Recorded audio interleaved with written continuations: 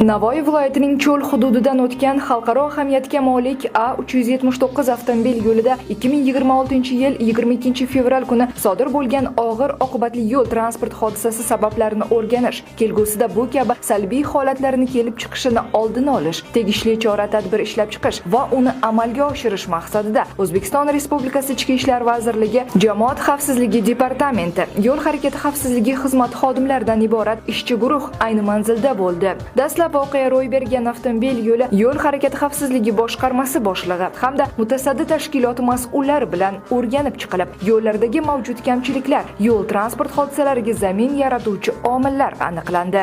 Xalqaro ahamiyatga molik A379 Navoiy Zarafshon Uchquduq avtomobil yo'lining xavfli uchastkalari hisoblangan 54, 58, 80, 89, 91, 96, 104, 110 kilometrlar oralig'ida jami 24 kilometr masofaga 1.1, 1.5 va 1.6 yo'l yotiq chiziqlari qayta chizib chiqildi.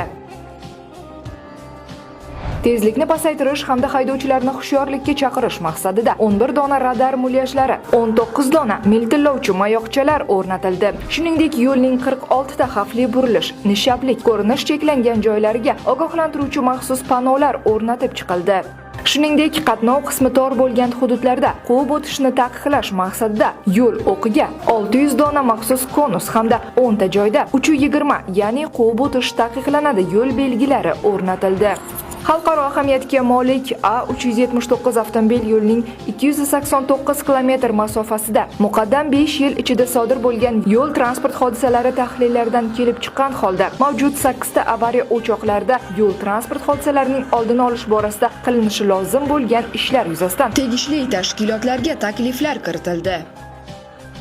Bundan tashqari, Karakata yo'l-patrul xizmati maskanda tunu kun uzluksiz ravishda tashkil etilgan kuchaytirilgan faoliyat davomida yo'nalishda harakatlanuvchi haydovchilar birma-bir to'xtatilib, ob-havo holati va yo'lning sharoitlari bilan tanishtirilmoqda. Harakat ishtirokchilari tezlikni oshirmaslik, charchoq va uyqu sezilganda dam olishlari, qarama-qarshi harakatga chiqmaslik yuzasidan ogohlantirilmoqda.